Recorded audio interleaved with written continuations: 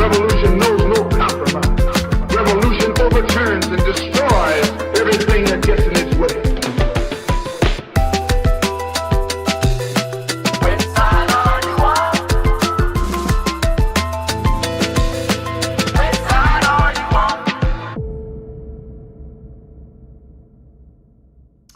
This is Breakthrough News, and you are watching The Freedom Side.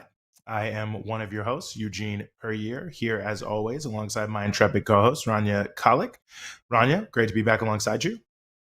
It's always good to be back alongside you, Eugene. How's it going? It's going well, thank you. It's also great to be with you and great to be with all our great viewers as always. And for you out there in viewer land, we've got a great set of guests for you here today, as we always do. I'll start the show by just reminding everyone yet again, if you, for whatever reason, are not subscribing to this channel, you want to make sure and do that now. Go ahead and hit the subscribe button if you're watching on YouTube below your screen, and then use that down arrow to make sure you have the notifications on, so that way you will be alerted to the things that you have subscribed to, so you don't have to look very far for all of the excellent content coming from Breakthrough News, including dispatches with Rania Khalek. Rania, are there other things that you want to add here as we get the show going here? Yeah, as usual, I'm going to give my spiel. I want to remind everybody to smash that like button. It helps boost us in the algorithm. Make sure you like, subscribe, and share this episode. But also, we are an independent media outlet. We depend on support from our audience to keep this network going and growing. So if you are able, I highly encourage you to go to patreon.com/breakthrough news, where for as little as $5 a month, you can become a member and access exclusive content, as well as exclusive merch like this very cool Breakthrough mug that I have with me, but Eugene doesn't have his mug today. Location where we don't have Breakthrough mugs. Right. And furthermore, I actually haven't checked, but I know we're not at our goal. I believe we wanted to hit a certain number. I didn't forget, Eugene. We wanted to hit a certain number of patrons. We have 6,380 members on Patreon now, right? We want to get to 6,400. So just 20 more members, and Eugene Puryear will start an Instagram account, you guys. So okay, we've got just 20 more members. Slowly but surely. Before the end of the month. Slowly but surely. Before the end of the month. Or one person donating $2,500. Don't forget, that could be you. The one that could be. That's true. That's true. But all that's to say, we have a great show for you guys today. Great guests, lots of important conversations to be had. Yes, we absolutely do. And we want to turn here initially to the anniversary here that is quite significant. 2 years since the formation of the Alliance of Sahel States. So I also forgot to say at the outside of the show, if you're watching on Free Speech TV, shout out to you. Shout out to the FSTV team for making it possible for us to be here. But getting into the show, 2 years since Mali, Burkina Faso, and Niger formed the Alliance of Sahel States. Very momentous situation for the African continent, and a lot to look forward to, I think, in terms of what it can mean for the continent moving forward. And we are very, very honored to be joined for this show by Jonis Ghedi-Alasow, who is the director and coordinator of Pan Africanism Today, to talk more about all of this.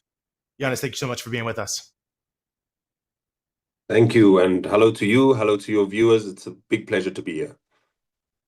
Well, great to have you here, of course. And as I mentioned at the outset, this week, 2 years since the formation of the Alliance of Sahel States. And I think there's a lot of people who have maybe only heard about the region through some of the basic headlines, the so-called coup belt and so on and so forth. So I was hoping you could just give a little background, what gave rise to the Alliance of Sahel States and what it really represents for the people in these countries. Sure. Thank you very much. And I think it's an important question, and it's the right place to start, because the biggest problem with this kind of narrative of coup belts, or this idea that there are these people in these countries being held hostage by a bunch of soldiers, which is a dominant idea that we've come across in a lot of the kind of mainstream media, is that it completely writes the actual people out of history. Because the truth is what we are dealing with in the Sahel is, and especially in the AES, are people that are coming into the streets and quite assertively supporting the decisions that have been made by their new governments to effectively say that the country that we are living in must be a country where the future is decided in Bamako and in Niamey and in Ouagadougou and not in Paris and Brussels and London. So to contextualize what is unfolding there today, you have to go back a little bit and understand that this is really a domino effect from the destruction of Libya by NATO, which resulted in complete destabilization of the region. It resulted in a huge increase of insurgent activity around the Sahel. And importantly, the second element of this development, beyond the complete destruction and illegal war on Libya by NATO, is that you had France intervene in the Sahel in the name of so-called peace. But we know now that in the 10 years that France was bringing peace to the Sahel, they were increasing the number of people dying thanks to insurgent activity by more than 2,000%. In other words, the complete destabilization of that region is the product of imperialist wars by NATO, imperialist interventions by France, and really it was about creating complete destabilization of the region. And people for 10 years have been protesting against this reality. They have been saying those governments that were in power there up until 2 years ago or 3 years ago in some cases need to go and need to change that or need to change direction. So what we are seeing there today and what it means to the people, not just symbolically, but in concrete terms, is really a shift away from being the kind of stooges of neocolonialism and imperialism to a reality where, at least for better or for worse, the decisions about what direction those countries are going to be going into is being made by those countries. And here we cannot understand that by looking at coups. We can only understand that by the thousands and thousands of people in the streets of these countries who are supporting the trajectory that these countries are now on after 500 years of colonialism, of slavery, and of neocolonialism. No, for many decades, Western powers, and in particular France, have extracted the Sahel's wealth while leaving the region in deep poverty. So can you tell us, how has that history of neocolonial plunder shaped the conditions people are living under today? And how is the AES trying to break from that cycle? Sure.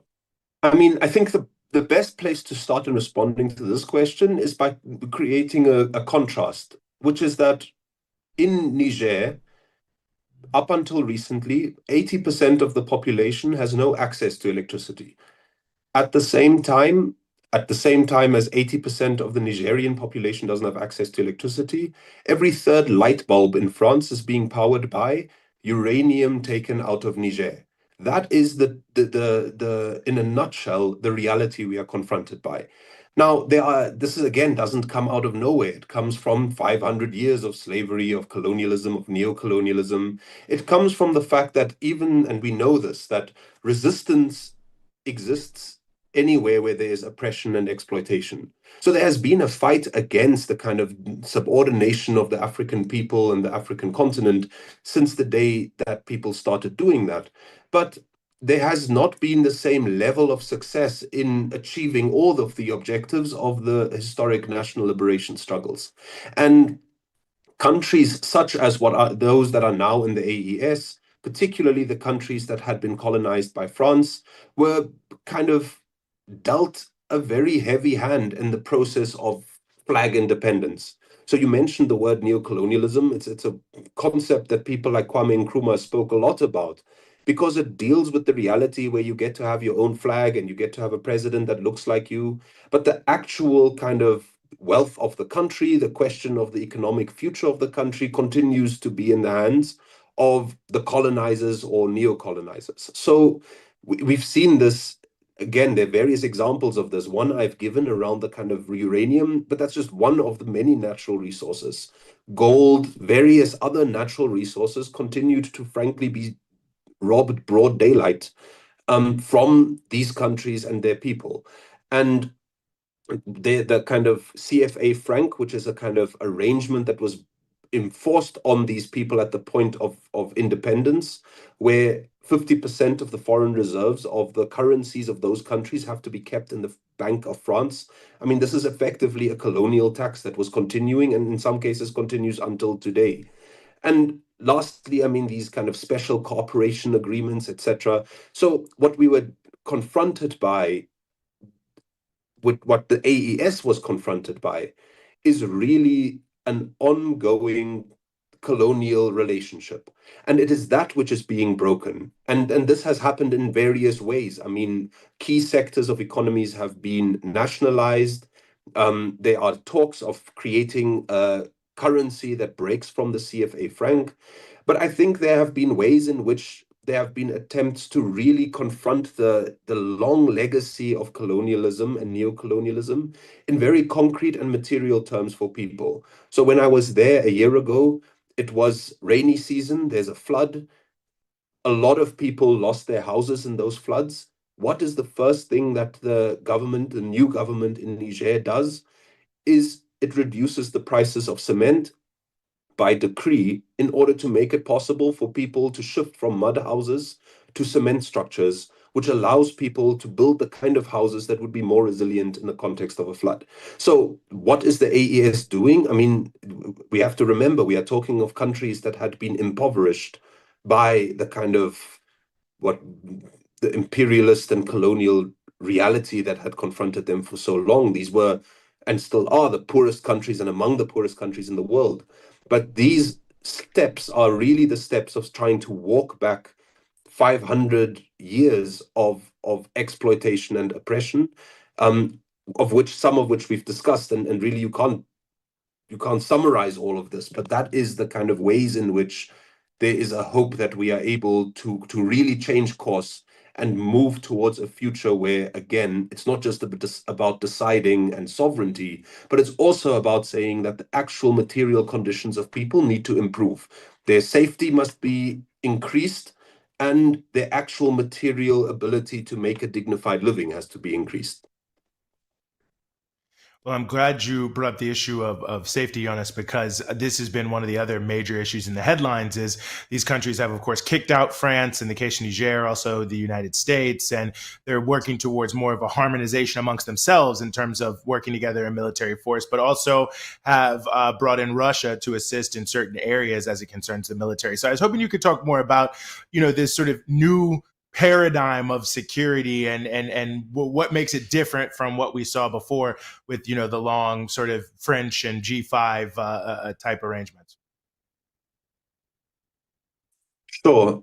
Again, this is a question I think many people have been talking about, and I'd like to really start by saying that there's really two big threats that are confronting, or types of threats confronting the AES. One is the one that we have actually been talking about for some time, which is the fact that these countries continue to be, I mean, the AES was formed in response to a threat of foreign military intervention. So there is still the kind of this is not just the kind of military intervention threat, it's also the threat that comes with the economic sanctions, it's the threat that comes with the kind of attempts to diplomatically isolate these countries, etc. But the other threat, it continues to be one that, again, hasn't been created by the peoples of these countries, but the threat of insurgent groups, jihadist groups, etc. So there are a few things that have been that these countries have done. Of course, they formed the alliance, which says that basically an attack on one is an attack on all. They have gone and sought partners that are able to bring things to the table they might not have. They will work with Russia and sign agreements that allow Russian expertise, Russian skills, Russian equipment to participate in the process of bringing peace and security to these countries. But I think the point that is important here is that the strategy is being driven by these AES countries. They are the ones that are the protagonists of the question of security. And again, it's a long road ahead. We don't have a success story that we are talking about today. There's a need to undo a lot of damage that followed not just the last decade post the destruction of Libya, but again, several centuries of really undermining these countries. So, but in that, they have not only gone and arranged partnerships with people outside the AES and among one another. In countries like Burkina Faso, the actual population has been mobilized. So there are many avenues that are being explored in order to say that we want to be able to craft a future where we are not under constant threat, neither by external intervention nor by internal disruptions. And I think this is fundamentally opposed to what we have seen up until the creation of the AES. Because let's be clear that what France was providing there was not security. If you have a 2,000-fold percentage point increase in deaths thanks to insurgent activity, then you are not bringing peace and stability to the region. So what were we dealing with up until now, or up until the creation of the AES? Well, we were dealing with France that had a strategy to which the AES, the countries that are now in the AES, were really subservient. So this was about creating the conditions where these countries are destabilized to the point where it is easy to extract the mineral resources. When I am worried that I might get killed in the street, then maybe I'm not going to organize against the fact that all the country's wealth is being plundered. So one element of what was the French strategy there, it had nothing to do with peace and stability. It was about creating the kind of destabilization that is functional towards it for the exploitative relationships that continue to exist. The second element of what we now know France was doing, and we know now that they were in many cases not trying to subdue insurgent activity, but they were fueling the fire in there and making things worse. Part of the reason for that has to do with the strategy of creating effectively a war zone across the Sahel to reduce migration from sub-Saharan Africa towards Europe. Again, me, who is sitting in South Africa, who is looking for a better life because the economic conditions in my country have been terrible for centuries and for generations, I might think twice about migrating across the already very dangerous Sahara Desert and getting onto a boat and crossing the Mediterranean if I first have to brave a kind of war zone in the Sahel. And that war zone, again, it served a purpose, and it served a purpose of kind of NATO strategy, of imperialist strategy, and the peoples of the Sahel, the governments of the Sahel were really pawns in that game. So it's a fundamental difference. Again, we're not talking about a success story, but we are talking about a story where the future of that region, of these countries, the security of those people is finally in the hands of those people and of the people that they have confidence in, and not a kind of an afterthought in the strategy of France for both mineral plunder and the kind of fight against migration. Well, Jonis, we really appreciate you joining us here and helping us sort through all of it and all of the fantastic work being done by Pan Africanism Today. I hope everyone is following you, especially on your very, very informative Telegram channel on a very on a regular basis, keeping us up to date on everything happening on the continent. Thank you so much for joining us here on the Freedom Side. Thank you very much. Rania? Well, Eugene, I'm happy we get to continue to cover what's happening in the Sahel because, you know, sometimes like unless something so exciting happened, like the biggest thing just took place, media attention, especially in the U.S., just totally falls off. Yes. Which I find very 100%. upsetting because, yeah. Yeah, I agree. Well, no, and I had the opportunity to be there last year in Niger and really, really just very, very interesting in terms of seeing what's happening there. And we'll continue to bring you as much information from the ground. And, you know, perhaps we'll even travel back there as Breakthrough News. Another reason for you to go to patreon.com/Breakthrough News and become a patron to help us continue to globetrot to cover the critically important stories that are either not being covered at all or being covered very poorly on the mainstream media. So, of course, big shout out to all of our existing patrons, by the way. Everything you've already done has made a big difference. And listen, 20 more of you guys in the next week or so, and I might even join Instagram. So there's a lot to look forward to if you go to patreon.com/breakthrough news and become a patron. We want to move forward here now on the show, and we're going to go to another sort of world-shaking story here, major story out of Brazil, and that is the conviction of former President Jair Bolsonaro in Brazil for fomenting a coup there, facing potentially a number of years in prison, sentenced to 27 years, you can see below me. And we are very honored to be joined as we continue the show by Rodrigo Durão, who is a journalist with Brazil de Fato. Rodrigo, thank you so much for being with us. My pleasure. Nice to talk to you. Well, the pleasure is all ours. And I want to start here by asking when, the way this has been described, I saw Carmen Lucia describe it this way, that Bolsonaro was really the leader of a criminal organization that was thinking to undermine democracy in Brazil really systematically. And I was hoping you could talk about this framing, because I think a lot of the other framing is that perhaps he was just sort of swept along by the enthusiasm of his supporters as opposed to being an active participant. Well, this was a huge and long trial in which a huge amount of evidence was collected. So there was a lot of evidence that showed that Bolsonaro was not really caught by the moment. He was actually the mastermind, the leader of this criminal organization.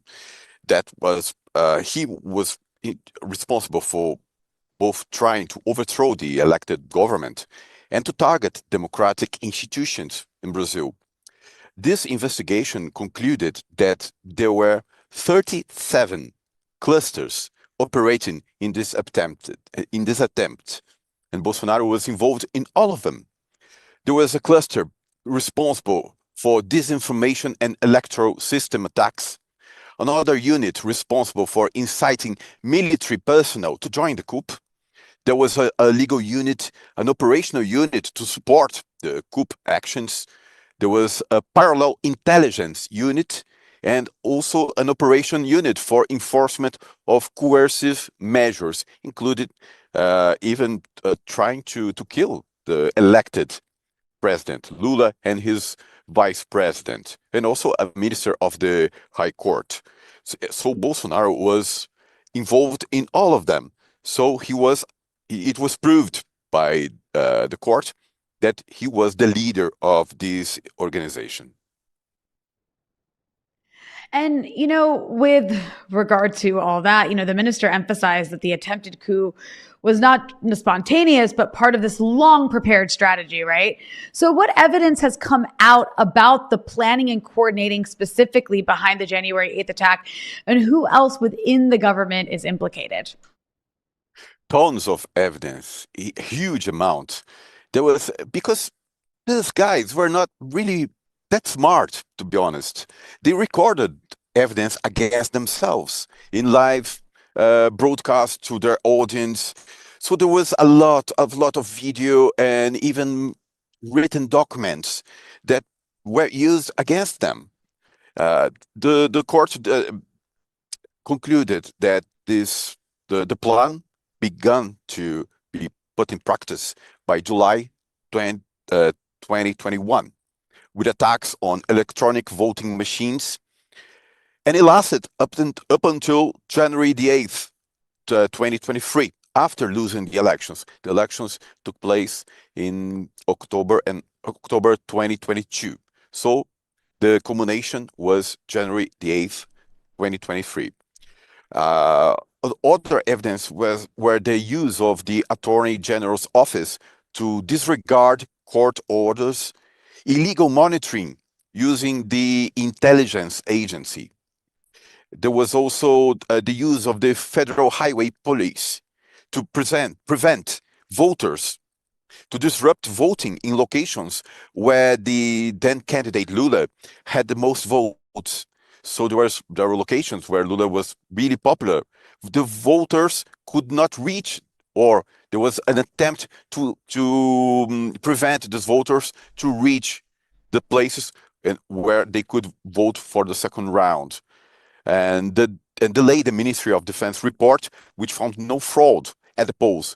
Bolsonaro spent years saying that the electronic machines were not reliable. There could be a fraud, but investigations showed that there was no fraud. He also went public in rallies attended by thousands, posing public threats to High Court Minister Justice Alexandre Moraes, which was the one of the involved in this trial. He said the minister had to go. He threatened the minister. There was also a ministerial meeting on July 5th, 2022, in which Bolsonaro and his ministers, they discussed actions to be taken against the electoral court. So all of this are examples of confessions that were made by Bolsonaro that were included in this process. So I repeat, there were thousands, tons of this sort of evidence. Oh, you ask also who else is involved, was convicted, right? Well, there were at least seven other high-ranked members of Bolsonaro's inner circle that were convicted. Bolsonaro was convicted. He got the largest sentence. He was sentenced to 27 years of prison. The others were sentenced to slightly smaller sentences. For example, the former intelligence chief was accused of spreading false claims about election fraud. A retired admiral and former Navy chief, he supported the coup plan and helped draft the coup documents, the coup plans themselves. The former Minister of Justice, he was convicted of enabling the January 8th, 2023 attacks, obstructing the vote in 2022. And another retired army general and former national security advisor, a big name in Brazil, General Augusto Heleno, he helped Bolsonaro craft his anti-democratic rhetoric. So there was a lot of important people, huge names in Brazil, military. We don't have a tradition of putting military behind bars, but it happened. So it was really important this time. Well, and to pick up on that, I mean, I wonder overall, I mean, how historic is this verdict for Brazilian democracy, and what message do you think Brazil is sending the world by acting in this way? Very much. It was groundbreaking for us here in Brazil. This is the first time we put 4-star generals behind bars for a coup d'état. You have to keep in mind that Brazil is a country that has a long, huge tradition of coup d'état, military coups. So this is the first time they actually pay for their crimes. And also the first time a president is also convicted by attempting to remain in power in this regard to the polls. One thing that was said during this trial is that people are not convicted for overthrowing governments. People are convicted for trying to overthrow governments, because when they succeed, they are never judged. They're never put on trial. So they only were put on trial because they tried and they failed. So it was very much a historical moment in Brazil. And in regards to be a symbol to the rest of the world, it's important to think that right now we have the president of the most important nation in the world doing whatever he wants, doing with unleashed, to say the least. So bullying everyone. So I hope that we in Brazil, we hope that this could be followed by other more powerful nations to stand, to not give in to pressure. But you also have to keep in mind that what happened was the result of the resolve of just a few people in the High Court that decided not to give in to pressure, huge pressure from the United States. They used to call us Brazil. The Americans used to call us their backyard, and they act like that. They do whatever they want historically, but not this time.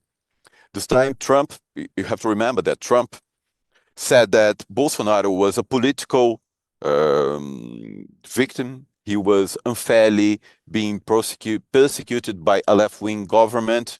And despite of this, the huge amount of proof, the huge amount of evidence that I just mentioned, Trump decided to apply the highest tariffs, commercial tariffs in the world to Brazil because of that. And even though it all happened, Brazil didn't give in. The High Court members didn't give in to this blackmail, and the Brazilian public understood it was just a blackmail from a far-right president trying to save his friend, to save another far-right politicians in the world. And so far, so good. It worked, and I do hope it will serve an example to other more powerful countries. You know, all that said, Bolsonaro still commands a pretty loyal base and some support within Congress. So how might this conviction and then the possible sentencing reshape Brazil's political landscape heading into future elections? One thing seems to be, everything is very abstract. Things are not very clear at the moment here in Brazil. We don't know how he's going to be sent, how he's going to serve his time. If he's going to be arrested at home. He's 72. He's old. He's entitled to be home arrested.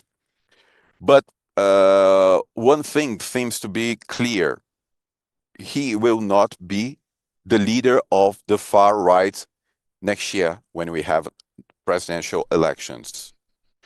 So the race right now within the right-wing ranks is to see who will be his heir, who will get the spoils of his popularity. So there is a huge fight. These guys, the right-wing politicians, they love to fight among themselves. So it's been a funny thing to watch. And poll shows that he has his support is shrinking. 10% in the last month, in the last 30 days, his support as a politician shrinked by 10 points, which is quite a lot. So right now the Congress is discussing a possibility of an amnesty, not a total amnesty, not to give a pardon for his crimes, but to reduce the sentences. For example, one of the plans in discussion is to reduce his sentence from 27 years to 21 years. And also the people involved in the riots of January 8th, 2023, because the opposition argue that many of the sentenced, they were just simple people that were caught by the moment. They didn't know what they're doing. They just thought that was a good idea to go there and to destroy some part of some government buildings and so on. And they got really huge sentence for that, 15, 16 years behind bars. So this is being discussed. And we will see if it will succeed.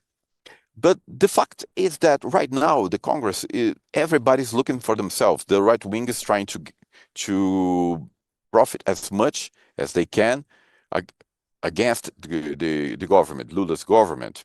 So this amnesty theme is also a form of negotiation and get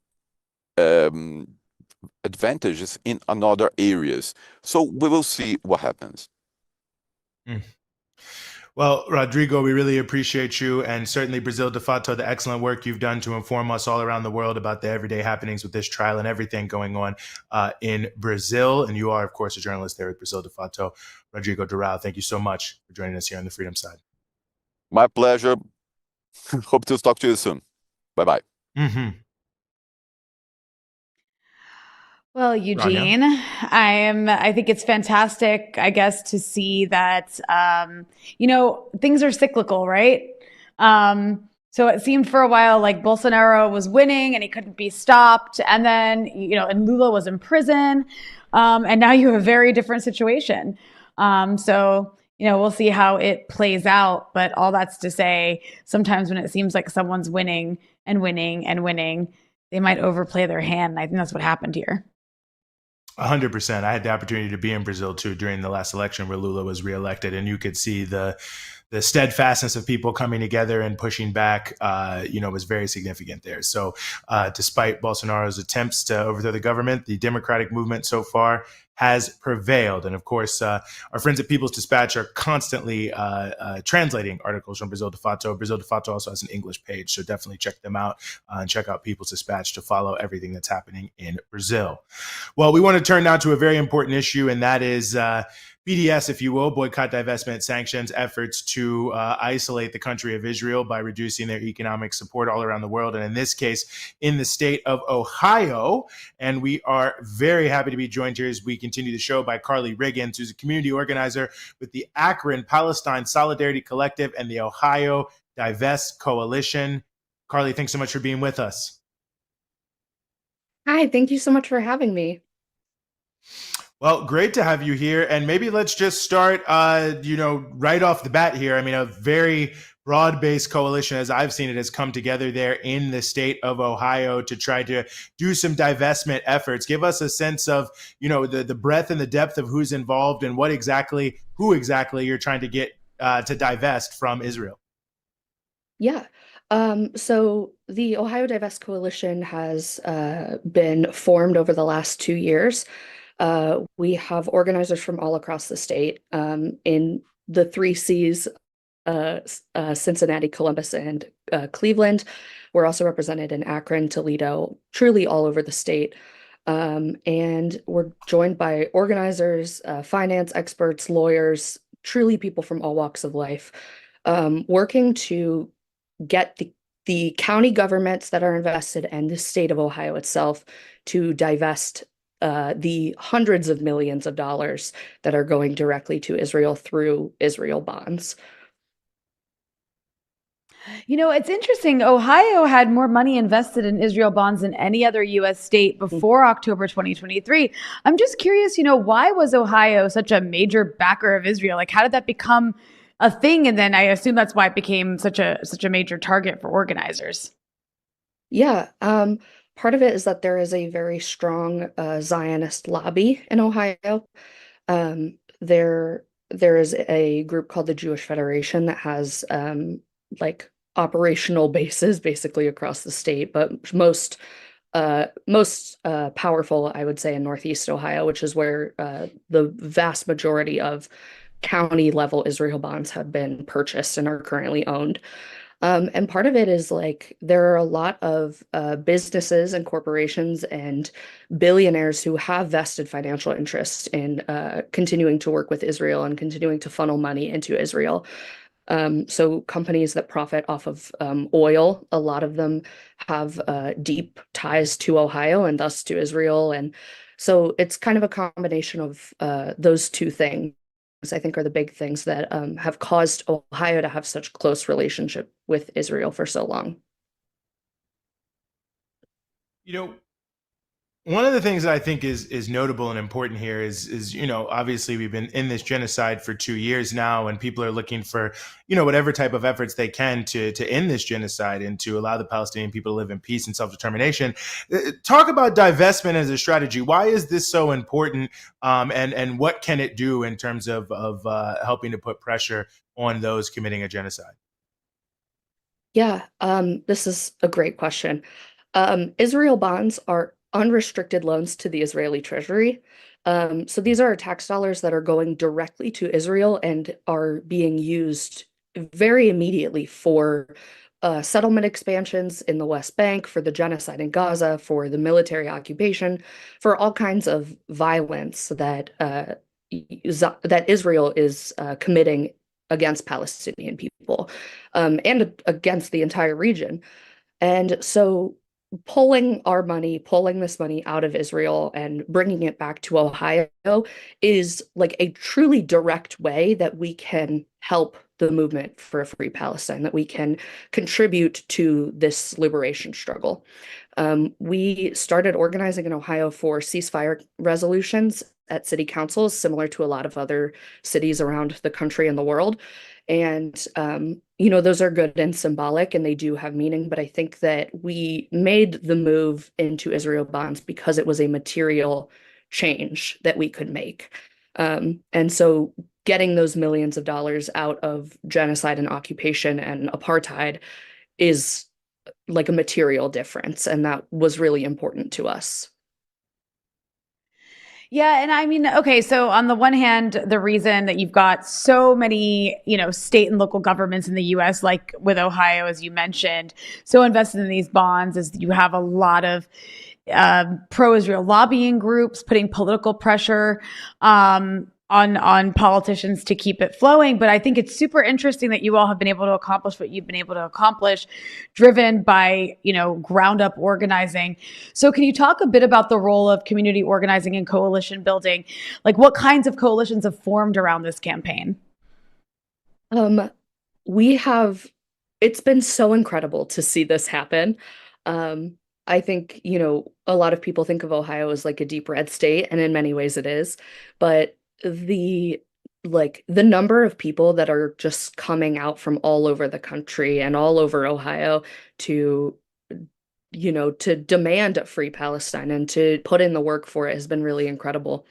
I think that we've seen one of the first and most strong coalitions that we've built is the Cleveland Palestine Advocacy Community, which I organize with when I am able to. And we have the Akron Palestine Solidarity Collective and the Cincinnati Palestine Solidarity Collective. And we've all been doing so much work around the state, and building this statewide coalition has been such a delight to get to do, to get to work with organizers that you wouldn't normally meet, people with experience doing environmental work or experience, doing anti-racism work or anti-police brutality organizing. And it's been really, really incredible to see how many of these skills can come together. And I think one of the biggest things has been like just being so persistent. Our ability to continue to show up, to continue going to our county council or county commissioner meetings, even when they are miserable, which they really, really were in Cuyahoga County, especially, proving that we are not going away is part of the reason that I think we've been so successful. Because nobody in these coalitions, nobody in the individual organizations, and no, individual community members who maybe aren't affiliated with an organization, none of us are backing down. We're going to keep organizing until we win complete and total divestment from Israel bonds, even if that takes, decades, which it might, it truly might. We're all very committed. And I think that persistence and, the Arabic word is samud, we talk about a lot, but having that persistence and having that, steadfastness to continue to struggle and just to continue fighting for this is, I think, a big reason that we've been as successful as we have been. As you mentioned, of course, these are bonds, technically a loan. And so, when people who probably don't know anything about this maybe start to hear about it, and maybe it generally sounds good, I think some people wonder, well, what about the finances of the localities and the state? Like, could this hurt us in terms of our ability to fund our public services or other things that may be? So how are you talking to people about that aspect, which I think is something that maybe the uninitiated would be wondering? Yeah. One of the biggest things has been, in Ohio, there are 330 million taxpayer dollars that are going to Israel bonds right now. And this money could be invested in our schools. There are, school districts have bonds that this money could go to. And instead of funding war crimes, we could be funding education, or we could be giving this money to libraries. Or, I mean, there are so many things that we could be doing to make Ohio better, to make our communities better and stronger and healthier. And, even if you disregard all of that, Israel bonds are a bad investment. They're just objectively bad right now. They are so close to junk bond status. In Ohio, it is actually the case that if they are downgraded one more time, it becomes illegal for government entities to invest in them. These are as close to junk bond status as they've ever been. So now's a really good time to organize against Israel bonds because we have the financial argument on our side now more than ever. And I think, it's not even just that their credit rating is bad. They are illiquid, which means that it's hard to move that money once that money has been put into Israel bonds. It's it's nearly impossible to get back what you put in unless you just let the bond mature and get it back that way. And they're not actually producing particularly high yields either. So the return of investment isn't even that notable compared to other bonds. It's kind of average. So just all around, it's not a good investment for Ohio. It's not a good investment for anybody. And we've really been telling people the truth, which is that us sending this money to Israel is a worse investment than us not investing the money at all. It would be better if this money was just sitting in an investment portfolio somewhere and not going somewhere where there's not actually a guarantee that we're going to get this money back. There's not actually a guarantee that this is going to go well. So I think that having that information on the actual finances that are going on behind the scenes is really important as well. Yeah, and I'm curious, with all that you all have accomplished, which is really great, have you faced any backlash? What have been maybe the biggest obstacles as you've moved forward with this campaign? What a wonderful question. So far, we've been really having a ton of success at the county level. Almost every single county that has had a bond mature has chosen not to reinvest.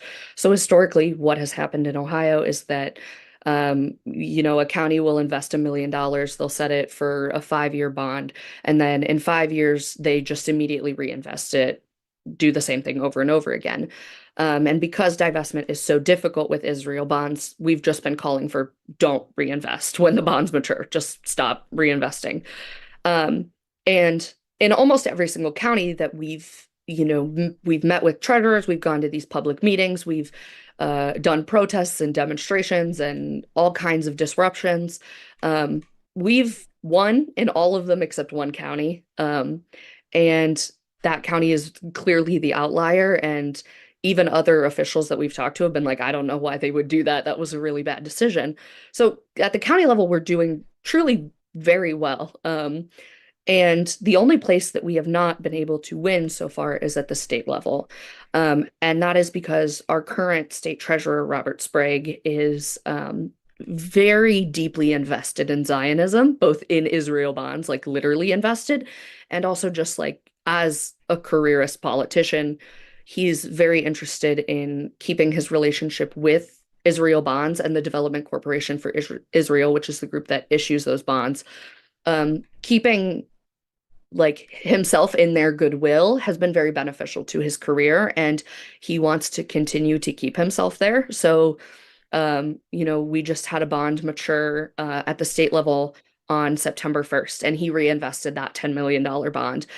And it's truly just him who's reinvesting, even though he knows it's a bad investment. We all know it's a bad investment. He is putting his own career interests above the interests of the people of Ohio. And we are working as hard as we can to push back against it. And I think part of that is making people aware of how bad these bonds are for us and what kind of atrocities these bonds are going towards. And I think that is our biggest fight going forward. Well, I'd like to think that there are a number of people in Ohio watching us right now. So for those who are in Ohio who might be watching, and this is the first time they are hearing about this divestment campaign, and perhaps they want to learn more, where should they go? Who should they contact? Yeah, we are on Instagram, TikTok, Facebook, Twitter, sort of, X, whatever, at Ohio Divest. And you can, follow us. We share all of the counties invested. There are 15 counties in Ohio invested. And you can send a message if you are in another state and you want to look into divestment from Israel bonds. We'd be happy to help out. And I think the best way to get involved is just messaging the Ohio Divest account, and we'll get someone in contact and try and help out. Mm-hmm. Well, Carly Riggins from the Ohio Divest Coalition, we really, really appreciate you joining us here on the Freedom Side. Thank you so much for having me. Mm-hmm. Okay, Ohio. Yeah. Well done, guys. Mm-hmm. Akron, Youngstown, Cleveland, Cincinnati. Some people out there who know what I'm talking about there. That's a little rap music piece for you there. Somebody in the comment section knows what I'm talking about. I'm not going to give you anything if you get it right, but if someone lets the other people know what's happening, you'll know. But yeah, become a patron and join, and Eugene, become a patron so Eugene can start an Instagram account and give us little tidbits of the rap songs like that. I want to see more. I want to see more of that. Yeah, listen, I'm dating myself a little bit there too, but some people know, that's definitely out there. And if that particular rapper is watching, please donate. You got the money.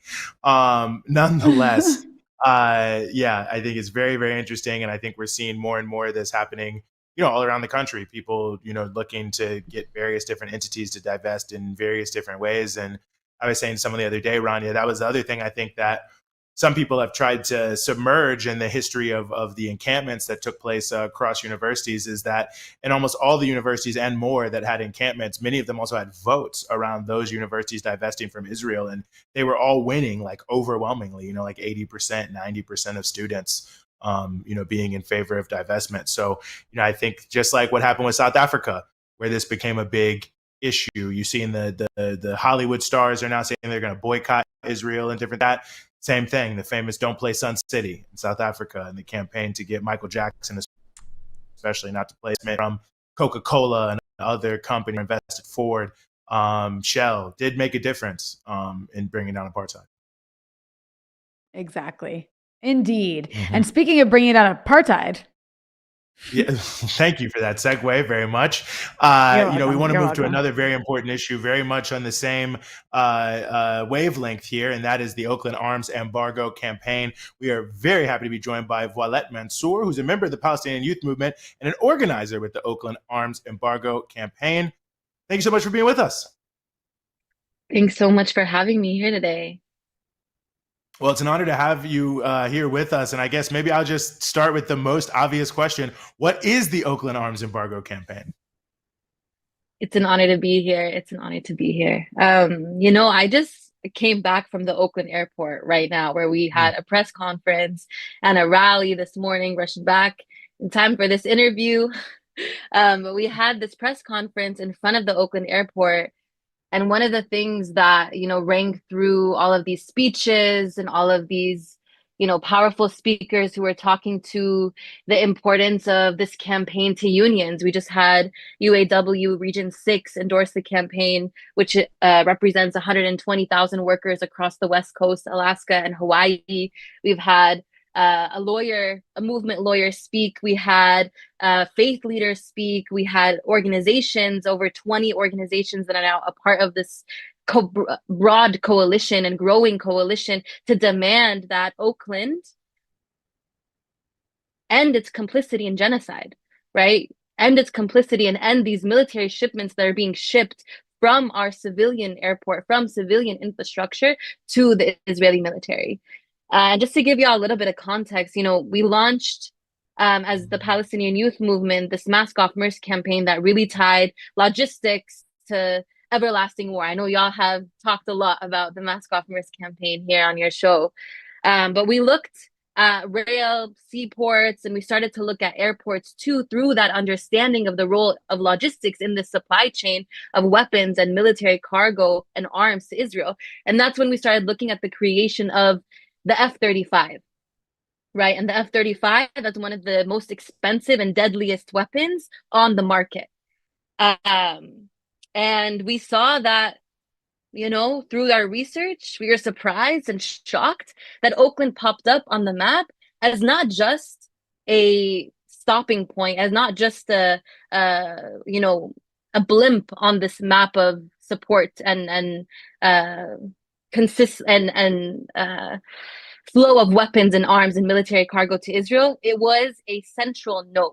It is one of the few consistently active civilian airports that is facilitating F-35 fighter jet components to Israel. And so we released this report on the 28th that uncovered this role that Oakland Airport has. And at the same time, we launched this coalition and this campaign as a responsibility to really stop this from happening in Oakland. It's so wild because, most people don't think of a commercial airport like the one in Oakland as being a part of the war machine. So I appreciate that you broke down a bit of how, of what exactly is going on. But, do you know how it became a hub for military cargo? And, what kinds of cargo are being shipped? Who's sending it? Who's approving it? Where's the accountability here? Yeah, so we know through this research that in the last 6 months alone, Oakland Airport has shipped over 280 military cargo shipments to Israel, right? Over 280. And this is not just happening once or twice. This has happened almost every single week, multiple times per week this year. That's what I mean by Oakland is not just a small player. It's actually a central player and a consistent player in the supply chain to Israel and a supply chain for genocide. And I think, when we're talking about what's happening right now, and we're talking about the genocide, we're seeing right now Gaza City being besieged and invaded by the Israeli military. We're seeing this invasion play out before our eyes. We're seeing Israeli warplanes bombard Gaza constantly. And we're witnessing this wave of massacres again and again, right? And these components that are being sent from Oakland are essential for this deadly and expensive weapon on the market. It's the crown jewel of the Israeli Air Force. That's what the F-35 is. And it carries bunker buster bombs. It carries 2,000-pound bombs. And that's actually, the bomb dropper, the infrastructure, the structure that carries these 2,000-pound bombs is one of the components that's being shipped out of the Oakland Airport, right? These are the same bombs that we've seen destroy hospitals, churches, mosques, that have leveled entire refugee camps over these past 2 years. And we've seen, in El Mawasi massacre back in July, we saw these 2,000-pound bombs kill 90 Palestinians and continue these massacres over and over again. And, these other components that are being shipped are the components that are used to guide weapons on the F-35, their power and surveillance and targeting systems, things and components that support critical flight operations. These components that are flying out multiple times per week and weekly from our airport is essential to the combat readiness of the Israeli Air Force that continues to bombard Gaza. So through this, we know beyond a reasonable doubt that this military cargo, these components that are being shipped out of our airport are being used by the Israeli Air Force to commit this genocide and to carry out these airstrikes that are killing our people daily. It's notable in a number of different ways, this campaign, but one I think is that it's happening there in Oakland in the Bay Area, which actually has a long history of these types of people's arms embargoes and hot cargoing ships around apartheid in South Africa and other things like that. I mean, insofar as that history is relevant here today, how do you feel it is so, and how are you all building on that legacy, around that specifically, and just overall Oakland as a city that has a preeminent place in the history of, I think, progressive and political activity here in the United States? I mentioned this in the beginning, but we were shocked when we found out that Oakland plays such a central role in this genocide, because Oakland is a bastion, is a hub for social justice movements, where so many progressive movements have actually come from the Bay Area, come from Oakland, have been built from Oakland. The ceasefire resolutions and the movement for a ceasefire was actually started in the Bay Area. Oakland was one of the first cities that actually passed a ceasefire resolution back in November of 2023. I was there when Oakland unanimously passed the ceasefire resolution, and the council members and the city officials were moved by the masses of people that supported this resolution and supported the people of Palestine. The ILWU Local 10 is the only longshore workers union in the entirety of the United States that has enacted an arms embargo from the seaport of Oakland, right? And so this is now coming, and they are using and exploiting the airport under the noses of the city officials, of the people of Oakland, of the unions and workers who have already made clear, have already made a decision that we support Palestine, right? And so this is a nefarious, like undermining of the will that has already been in the record, has already been, solidified, that the people of Oakland stand for justice, the people of Oakland stand for Palestine, the people of Oakland stand for liberation, right? And so if there's something that's really shocking and really nefarious about the fact that this is happening across, it's happening not just in Oakland, but the role that Oakland plays is honestly, we found that it's second only to Fort Worth, Texas, in the facilitation of these F-35 fighter jet components to Israel and to Israel's Nevatim Air Base. So I think, history shows that when Oakland stands up and fights for something, it reverberates across the whole country. So this is a part of our duty. It's a part of the legacy of Oakland, the legacy of the Bay Area. And the fact that we're able to document and expose this really sets a precedent for other cities across the United States, right? It's a call for all of us to find out and to confront, especially the use of our civilian and public infrastructure for the facilitation of genocide. So on that note, I'm going to ask you, what would it look like to win on this particular campaign in Oakland? So I imagine, it's going to be an uphill battle. All of these sort of different campaigns are, but all that's to say, also you mentioned another site, you mentioned Fort Worth. I'm curious if there are other sites of U.S. complicity similar to this, and are there similar campaigns perhaps emerging in other cities? Yeah, for sure. We just launched a petition on our website this morning at the press conference, and we have our demands listed on that petition. Also, call for everyone to go to armsembargonow.com, where you can find that petition, where you can find this information, you can find the report. But really, we're demanding from our elected leaders, our Oakland City Council, the Oakland Mayor, and the Oakland Port Authority to take a bold stance and to halt the military cargo shipments from Oakland's airport.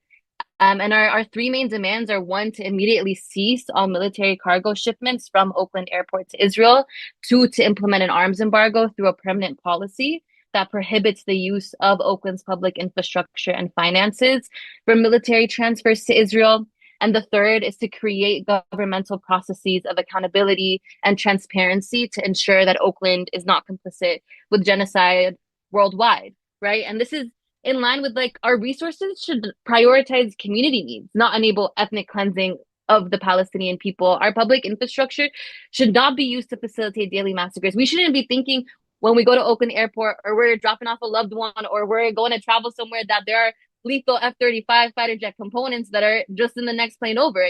Like, we have a right and a responsibility to stop that from happening. So that's really what we're demanding of our elected officials, and of our city leaders.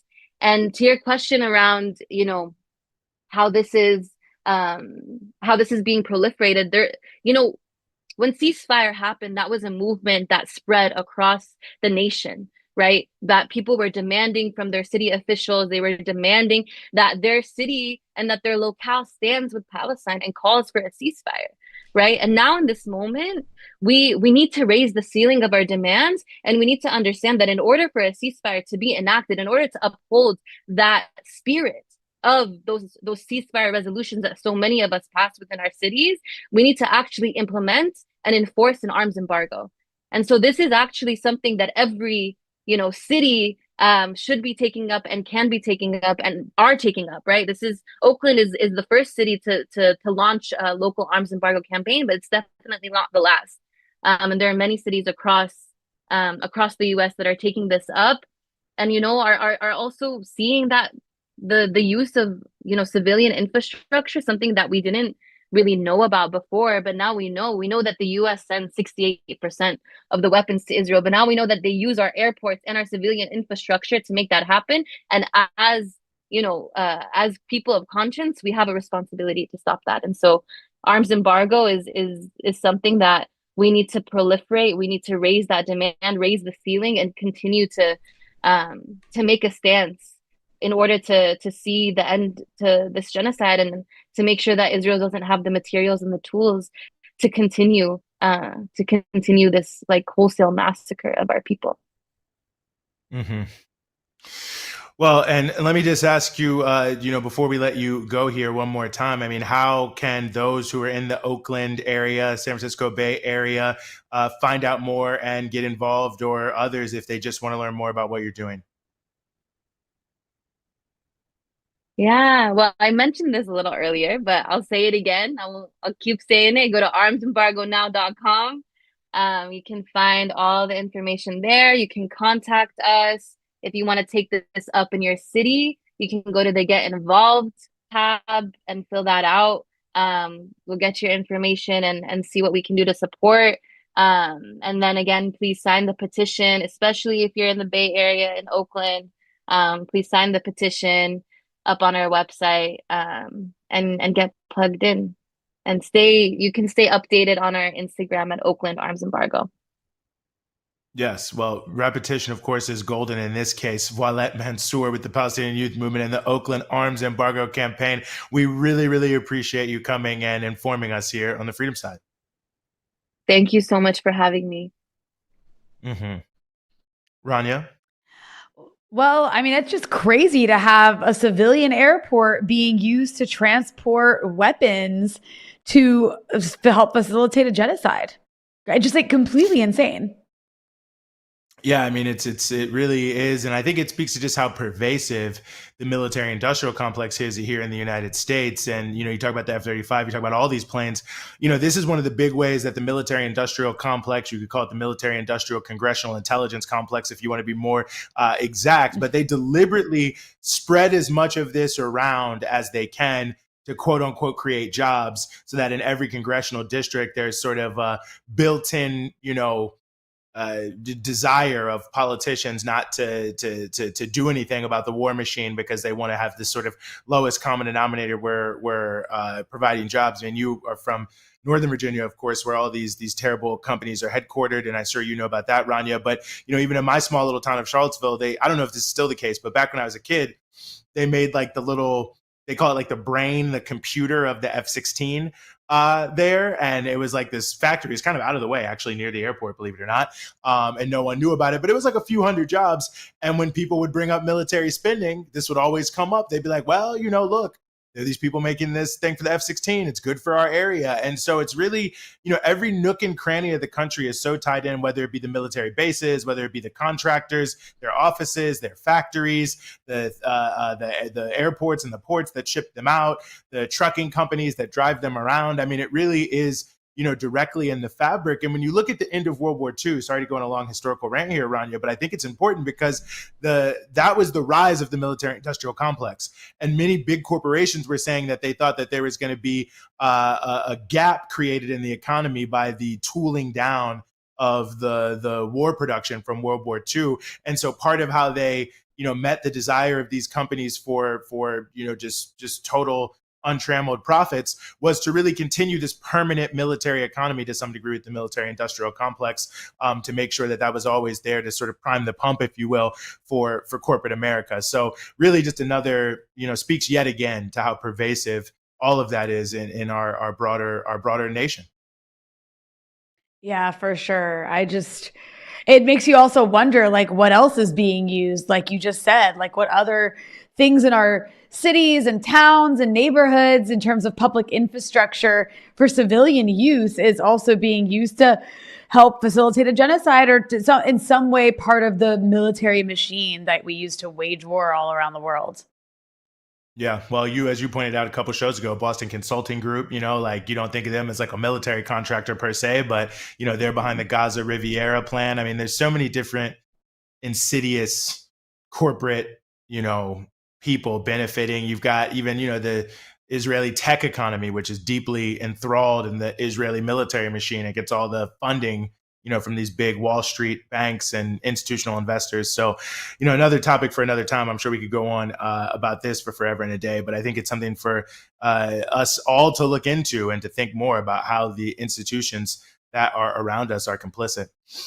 Well, one other very significant issue here in the United States, and we're getting a little bit close to the end of the month, so I know people are thinking about this, is rent and renting, how much the situation, the burden for renters is massive, how much landlords, especially big corporate landlords, but landlords of all type are not doing what they're supposed to be doing for tenants, how little protections that they do have, but also the rising tide of organizing happening in every nook and cranny of the country as well, of tenants who are pushing back for a decent living. And there's some very interesting things happening in terms of some cross-state tenant organizing. And we are very, very happy to be joined as we continue the show here by Tara Raghuveer, who is the director of the Tenant Union Federation. Tara, thank you so much for being with us. Thanks so much for having me. Well, great to have you here. And the Tenant Union Federation, and for those who don't know, who haven't been following this closely, is doing some pretty historic organizing, cross-state organizing against big corporate landlords. I mean, talk about what you all are doing and what it says about sort of the landscape of who a landlord is here in 2025. Thanks. The Tenant Union Federation is a national union of tenant unions, and we just founded last year. We were founded by 5 locals spread across the country who are committed to kind of creating the new practice of tenant organizing that's needed to contest against the force of organized real estate capital as we know it today. It's changed shape and size and scale profoundly in the last few decades, and our organizing actually needs to meet the needs of the moment. So the Tenant Union Federation exists to kind of sharpen that organizing strategy. And one of the big first campaigns that we've taken on is a campaign that we just launched a few weeks ago against a corporate real estate giant called the Capital Realty Group. And this is a private equity corporate landlord based in New York City. They own over 14,000 units of housing across 28 states in the country. And they're heavily reliant on government subsidy. They're both heavily reliant on HUD subsidies as well as federal financing. And a lot of landlords function just like them, right? They're actually not the exception, but the rule of what a private equity or corporate landlord looks like in today's day and age. They rely on public money, and they cut all maintenance expenses. They squeeze tenants for everything that they're worth by aggressively hiking the rent on an annual basis or even more frequently. They evict with impunity, and they leave us with fewer and fewer choices. So as of right now, we've organized 7 unions that have launched in the last month in Capital Realty properties across the country, and there's much, much more to come. So can you talk a bit about what exactly tenants are demanding from Capital Realty Group and why now? Tenants have a range of demands. We have an incredible national bargaining team that's come together to articulate some of their shared concerns. One of the main things that we want to win is a collectively bargained lease agreement from Capital Realty Group. We want the landlord to come back to the table, because we actually have already had a first bargaining session with them. We want Moshe Eichler, the head of Capital Realty Group, to come back to the table and bargain with the representatives of all of these unions across the country and sign an enforceable agreement that protects them in a more systematic way and protects tenants throughout Capital's portfolio. Then, of course, the unions have demands related to their own properties as well. In some properties, the boiler is not working. In other properties, the elevators are consistently broken. Last night, I was on the phone with tenants in Billings, Montana, who have mold throughout the property, and tenants and their children have been getting sick for months or even years, right? So some of the demands are highly material. They're fixes that the tenants needed months or years ago, and we're asking Capital Realty Group to do the right thing with all the money we know that they have, and deliver for the tenants in a systematic way and in a material way that meets their needs. No, I think it's critically important to note it, and it's there's like a collective bargaining element to this that feels very important because it's, state to state, city to city, the protections are not the same. So some people can rely on X, some people can rely on Y. So it seems easy for a lot of these multi-state landlords to get away with a lot. But this seems like a way to really have, kind of like a Teamsters contract across 25 states or something, like a very clear, whatever the sort of local reality is, it's a greater level of protection in a way, just like having a union can be a greater level of protection than trying to, just rely on your state and local ordinances. Exactly. We're borrowing a lot from organized labor in the methodologies that we're testing in the tenant movement right now. And you can see that in this campaign very clearly. This resembles what sectoral-based organizing might look like in organized labor, where we're actually organizing across state lines, we're coordinating the campaign across state lines. And as you said, we're also bargaining across state lines. And we believe this is the first time in recent history, potentially the first time ever, that tenants have gotten to the bargaining table and are trying to attempt this type of collective negotiation with a shared landlord across state lines. So it is historic, and we're at the beginning of a practice that we are still refining. So we're learning a lot along the way. And of course, we have more organizing left to come. We've launched not one, not two, not three, not four, not five, but 7 majority unions in Capital Realty's portfolio so far. There are more to come. And of course, there are more landlord targets that function in similar and different ways to Capital Realty Group that we hope to take on with these methods as well. And some of it is exactly to your point that many of the places we're organizing, tenants are not protected by any local or state regulation, law. They're not protected by the legal system. So we really have to build protective structures. And those structures to us are unions that can wield power and wield solidarity in a way that takes care of tenants' needs. So like you just alluded to, Capital Realty is just one of many of these sort of private equity firms that are snapping up homes. I mean, in the case of Capital Realty, it's like, 18,000 homes across the US, which is just a crazy number. So I wanted to ask, what is it that makes these private equity landlords so dangerous for working class tenants? Like, could you talk a bit about the sorts of conditions tenants are living under in these buildings? What have they been reporting? And how does the overall business model end up deepening the housing crisis? Yeah, let's talk about the business model of private equity landlords. They're not actually the dominant form of landlords in the market right now, but they do have outsized power and influence. And I'll break that down. So private equity landlords represent about 25% of landlords across the country. They own about half of all rental housing units across the country. And beyond their ownership, private equity landlords have a huge amount of power and influence through lobbies, through trade associations, and through the kind of table setting influence that they have in the market, right? The way that private equity does their business, I would basically summarize it as this. They capture, they cut, they squeeze, and they deliver. They capture larger and larger chunks of the market by acquiring property. They cut all expenses that they deem unnecessary, which often means maintenance expenses, staffing expenses, the types of things that keep a home livable or healthy for the tenants. They squeeze tenants for everything they have by aggressively increasing the rent, tacking on fines and fees, and then all of this is in service of delivering for their investors. Their ultimate goal is to deliver higher and higher returns for their investors at the expense of every other party involved, from the tenant to the federal government lender, et cetera, et cetera. So that's the private equity business model. And there's so many ways we see that showing up in how tenants are treated across the country, both in homes that are owned by private equity and in homes that are owned by a regular Joe Schmo landlord, but their practices are influenced by private equity landlords. Fines and fees are a great example of this. Tenants across the country now are facing fines for trash, fees for cable, pet fees, credit card fees, you name it. The landlords are finding more and more ways to add expenses even on top of the already untenable price of rent. So tenants are being squeezed for everything they have. And at a certain point, something's got to give. There's no more money to hand over. So our question is not, whether tenants will revolt. It's whether that revolt will be from a place of desperation or from a place of power. And the tenant union exists to ensure that it's the latter.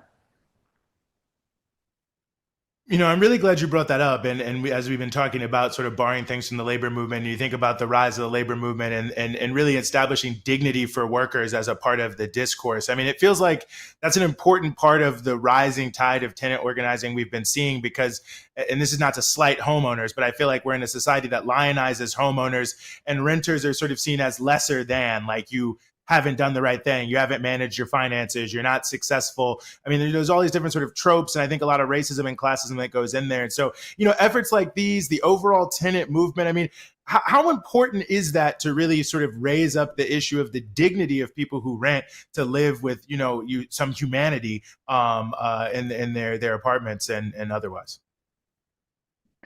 This is a huge piece of our work, right? A lot of people don't identify as tenant. We have to start by defining what a tenant is when we knock on doors sometimes.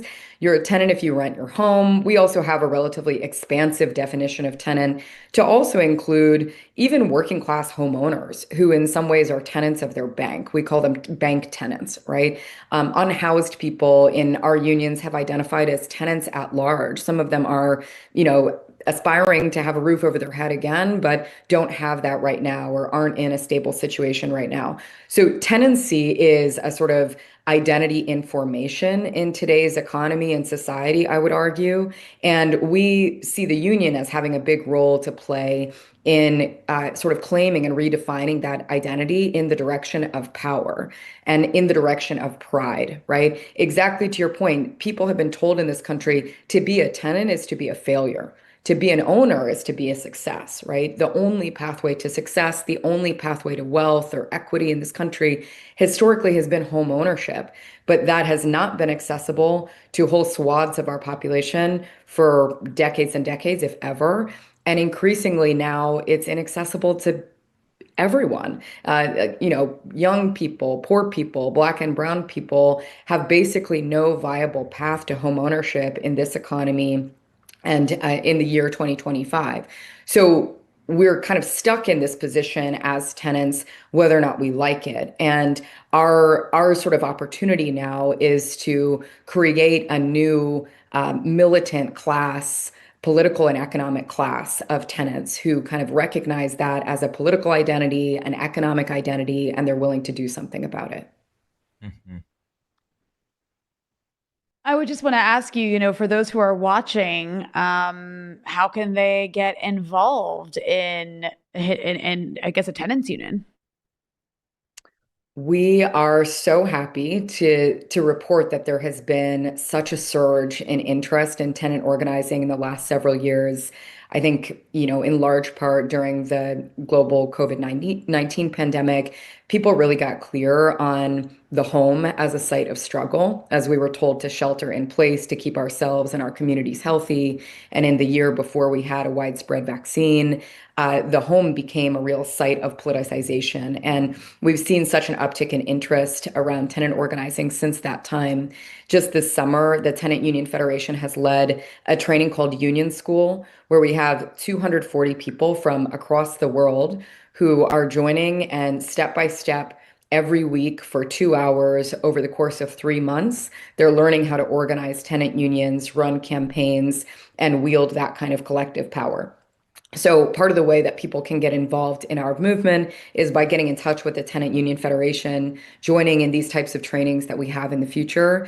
And you also don't need to wait for our permission, right? Anyone who rents in any kind of home can start a union by simply going next door, talking to their neighbors, and inviting them into some kind of shared struggle. It's not as simple, right, as just getting to know our neighbors and sharing our eggs and other resources, but it's not that much more complicated. The difference is in recognizing the latent power in that connection. And that's the invitation that we want to issue to anyone, anywhere who wants to build power and kind of politicize their identity as a tenant in their home. Mm-hmm. Well, Tara, we really appreciate you coming on and helping us highlight all of this here on the Freedom Side. Thanks so much. Mm-hmm. Rania? Well, Eugene, those are a lot of different issues that we discussed on the show. And now we want to move into a discussion about the crackdown we're witnessing on free speech that's, I think, pretty unprecedented and has a lot of people quite rattled, rightly so. And I have a few things I want to say. I know you have a few things you want to say. And because it's later for me than it is for you, I want to speak first just because I'm a bit sharper as it gets later here. Please. But I also want to open with something that happened while we've been live streaming, and that is Trump said, I guess he was on Air Force One, coming maybe back from the UK, and he said TV shows are not allowed to criticize him. And this comes, I'm just going to quote him. He said, when you have a network and you have evening shows and all they do is hit Trump, that's all they do. If you go back, I guess they haven't had a conservative one in years or something. When you go back and take a look, all they do is hit Trump. They're licensed. They're not allowed to do that. So, I mean, this, of course, is more of what we've been witnessing, especially yesterday after we saw, Jimmy Kimmel's show get canceled after pressure from the Trump administration and the FCC, which is just government, influence, censorship. And, that's on top of everything else we've seen following the assassination of Charlie Kirk, which was absolutely horrific. What's been happening in the aftermath of that is so dangerous in a different and I think very systemic way. You have the Trump administration exploiting this tragedy, this crime, this murder as a pretext for this unprecedented political crackdown. And it's not just against the left, though that is, I think the primary target, at least with the rhetoric they're using, but it's actually on all critics of MAGA, of Trump, of this administration. They're targeting institutions. They have been targeting institutions. I know you're going to talk a bit about that have long served as spaces for dissent. You have the targeting since this administration began of the Ivy League universities, targeting of media networks, of law firms, of nonprofits, of grassroots activist groups. And this isn't about justice in the aftermath of an assassination. It's about grabbing more power. They want to literally defund, discredit, and destroy any opposition to their agenda. And Eugene, I want to note that, I think this actually speaks to their weakness to a degree, because I think they're a little bit afraid, not of violence from the left, because that's not what's happening here, but of the fact that in the last couple of years, you've had a growing multi-ethnic working class movement that has refused to stay silent about Palestine, but the genocide in Palestine, that has refused to ignore it, is also speaking out against growing inequality and now against straight repression. And that movement isn't going away. You also have an economy in crisis. People don't have access to basic things that they need to live. Please, after you watch this, I urge you to go watch it, the clip that we put out yesterday with Richard Wolff on this channel about just that, about the economy in crisis, explaining that and breaking it down. Wages are stagnant. Rent is crushing people, as we just talked to with our last guest. Prices for food are through the roof. Life is hard. It's getting harder. And on top of all that, people are sick of watching babies be slaughtered in Gaza while being told to stay quiet or risk being labeled some sort of terrorist sympathizer. And then you have, what did the Trump campaign promise? They promised peace. Through strength, but they promised peace. They promised they were going to make the economy great. Everything was going to be wonderful. They also promised to end censorship, which is, the irony of all ironies right now. But Trump has not brought peace anywhere. In fact, his legacy is more war, furthering the genocide in Gaza, furthering repression and censorship. And under his leadership, we have ICE disappearing people. I think my camera just overheated.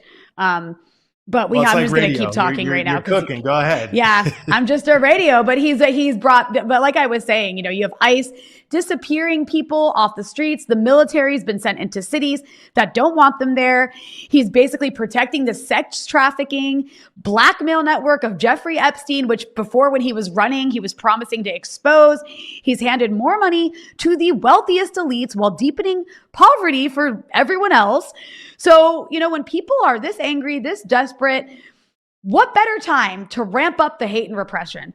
Because if everyone's fighting each other over culture war stuff and over lies, they're really too distracted to notice who's robbing them.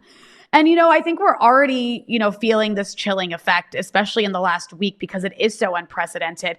This kind of level of fear, the pressure to self-censor, this silencing of dissent through like intimidation and lawsuits. They just sued the New York Times for $15 billion through smear campaigns, through outright censorship.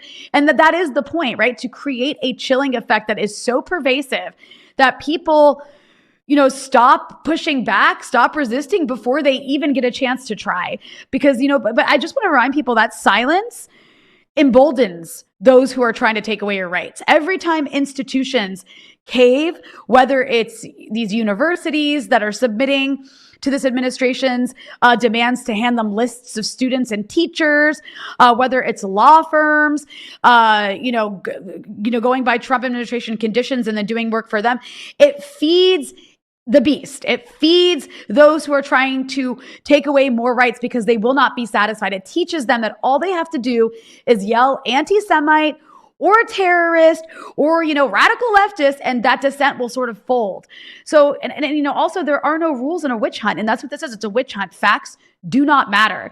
It doesn't matter that none of the people, groups being blamed had anything to do with this assassination. Because this isn't about truth. It's about weaponizing fear to roll out authoritarian policies that criminalize opposition and eliminate space for political dissent.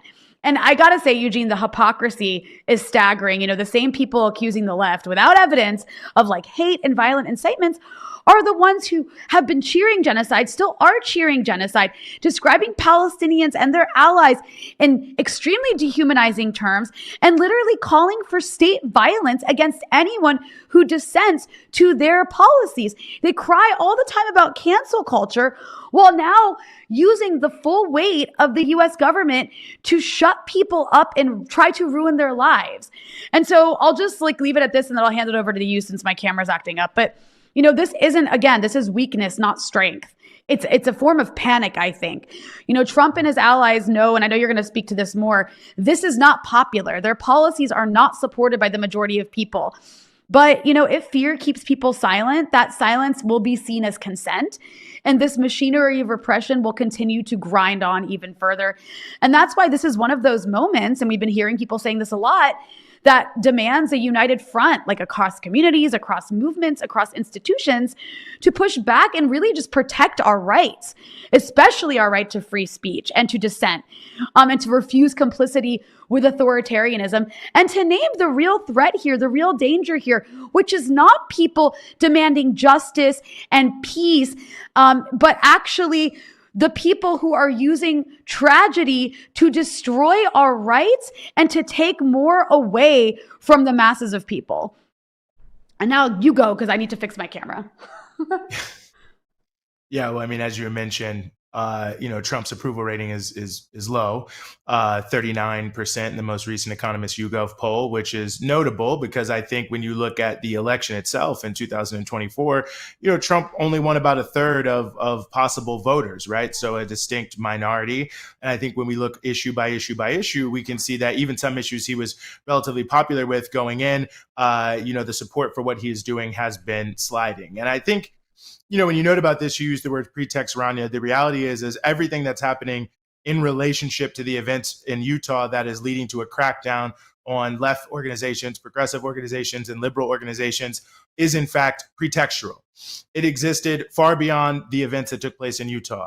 If we go back to Trump during the campaign, and this is even prior to the attempted assassination that took place in Pennsylvania. If you go back to Trump's first presidency, if you go back to Trump's first campaign, this has been something that he has been very consistent about from the beginning, which is the fact that he wants to go after, as he calls them, the socialists, the communists, the radicals, the people destroying America, quote unquote. So ultimately, this has been a goal of his from the very beginning. You can see the FCC chair, Brendan Carr, when someone said on Twitter today, all of what they are doing is in Project 2025.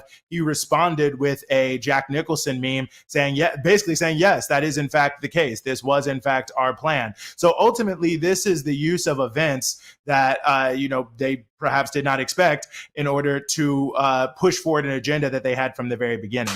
And the agenda that they had from the very beginning is a deeply malign agenda, as you pointed out. I mean, only other than basically about the top 5% of people in the United States, as it were, really maybe the top fifth of people, depending on how you look at it, but really the sort of most wealthy people, just about everyone else is going to be losing income due to the tariffs, due to the one big beautiful bill. They'll be losing significant percentages of their income, sometimes thousands of dollars. You look at some of the averages and they might not sound that bad, but the averages are just that, averages. Many people will be seeing thousands of dollars less in income. At the same time, that all costs are increasing in a major way. So you have, electricity, which is up year on year, 6.2%. You've got rent that's up nearly 4%. You've got all sorts of different individual things. You've got medical care is up about 4.2% in the context of this. Eating out, food away from home is up about 4% year on year. So, I mean, food at home is up as well. But I say that to say that you've got all these other problems. Your rent's up, your electricity's up, your healthcare's up, and then you can't even go out with your friends to have a meal, to have some comfort food, to try to take your mind off of what's going on, because that's up so high. And so obviously the material living standards of people are going down, and they're meant to go down, and they're being pushed down by deliberate policies that are being pushed forward. This is not a pro-working class agenda. I mean, you look at so-called no tax on tips, which they put forward as their big working class reality. Well, first and foremost, very few workers are tipped, so it doesn't necessarily affect a large number of workers, but the tipped minimum wage is lower than the average minimum wage. So by doing no tax on tips, it's actually increasing pressure on both workers to try to find a way to reclassify some of their income on tips, and it's also increasing the incentives of employers in order to try to reclassify workers to be able to have tipped income. But of course, tipped income is volatile. It's not in any way, shape, or form, and many studies have been done on this, correlated to actual service. So no tax on tips really means a race to the bottom in terms of minimum wages in this country, and subjecting millions more workers to a lower minimum wage than the tip minimum wage, and also more chaotic, less predictable income that also requires them to debase themselves before their customers to an extreme degree, because that's the other thing that's highly correlated with tipped income is racism, sexism, and other things like that. No tax on overtime, same thing. I mean, you can look at some of the schemes that people could put together where they could reclassify their salaried employment in a way so that they could be eligible for more overtime. And yes, they could get a few $1,000s a year. But if instead of no tax on overtime, Trump just lifted the cap on overtime, which, by the way, was challenged by right-wing corporations and also in Project 2025 and also his last Department of Labor. If they just lifted the cap to where the Biden administration was going to put it, some of those workers who maybe on no tax on overtime could make $2,000, $3,000, $4,000 a year could be making $15,000 or $20,000 more a year. So you can see ultimately that even the so-called pro-working class elements of their agenda are a fraud, and they are fully understanding that that is the case. They know this is a minority agenda. They're dismantling all of the gains of the civil rights movement. They're moving out of their way, both directly in terms of their own attacks on things like the NLRB, and indirectly when you look at these big corporations like SpaceX and Elon Musk, big friend of the MAGA movement, who are doing these court cases to invalidate the right to collectively bargain. They're trying to destroy workers. They're destroying regulations. They're driving down wages. They're driving up costs. But the one thing that is definitely happening is profits are going way up. You have $1 trillion transfer of wealth that exists inside of the context of the one big beautiful bill, and that's to both corporations and high-income individuals. And I mean, on top of that, you even have things like they're loosening the rules around corporate bribery to make it easier for corporations to just rampantly break the law in order to increase their own profits, especially when they're doing business around the world. So this is all pretextual. It all predates the events in Utah. It's in Project 2025. Trump campaigned on it. Trump had his first administration talking about it. He campaigned on it the first time talking about it.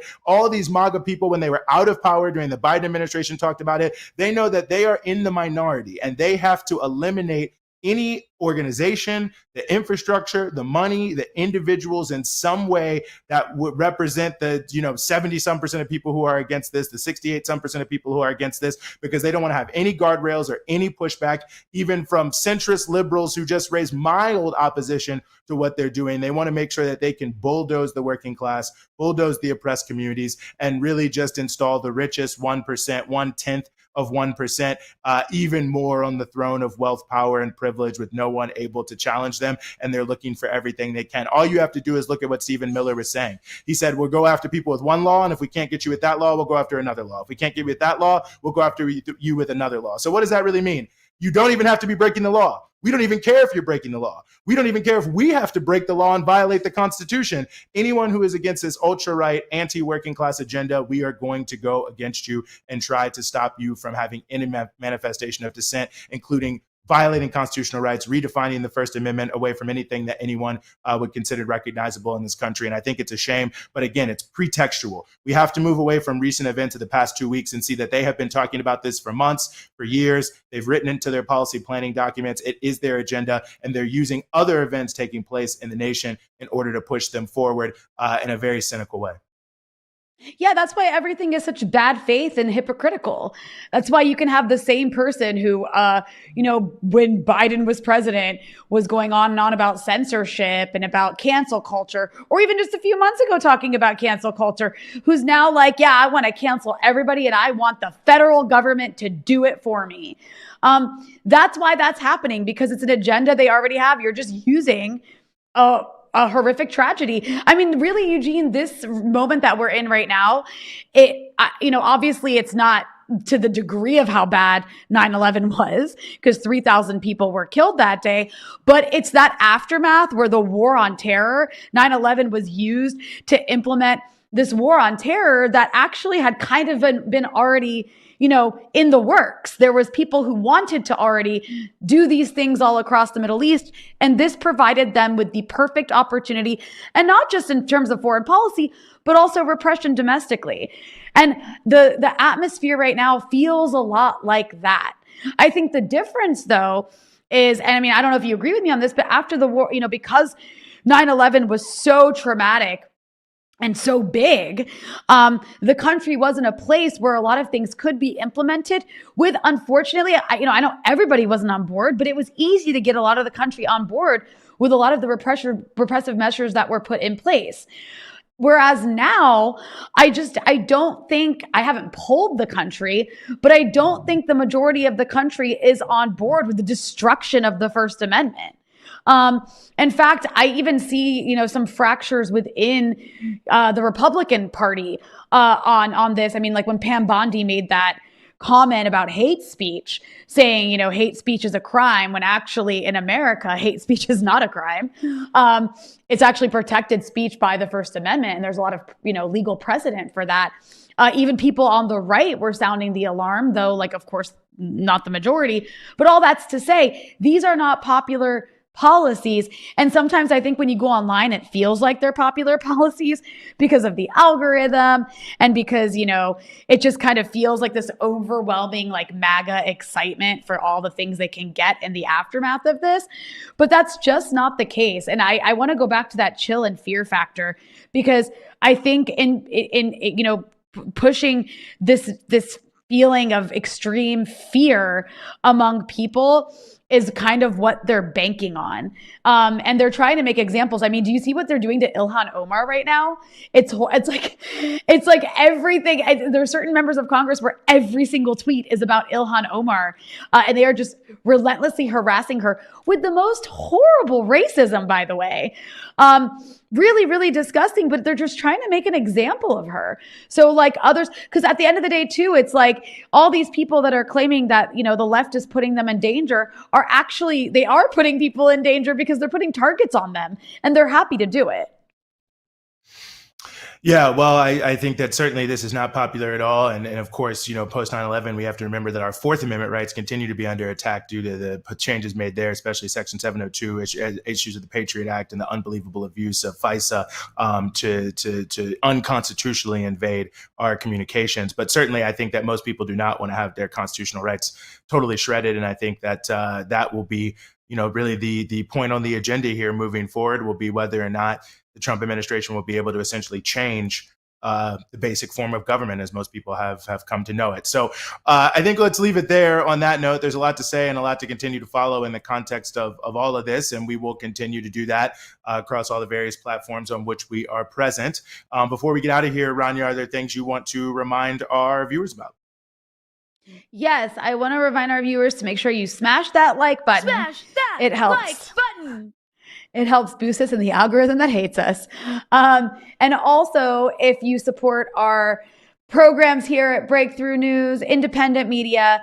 Consider, if you are able to, supporting us by going to patreon.com/breakthrough news, where you can become a member for as little as $5 a month. And with that, you'll be able to access exclusive content as well as exclusive merch. But most importantly, you'll help us keep going and growing here at Breakthrough News. Yeah, no, absolutely. 20 more Patreon followers in 2 weeks, I guess, and I'll have to get on Instagram, or one person donating $2,500. So do what you will. I can't say I don't want you to succeed, but let's just see what happens. But nonetheless, we will continue moving forward. And for myself, for Rania, for the whole Breakthrough News team, we will see you next time.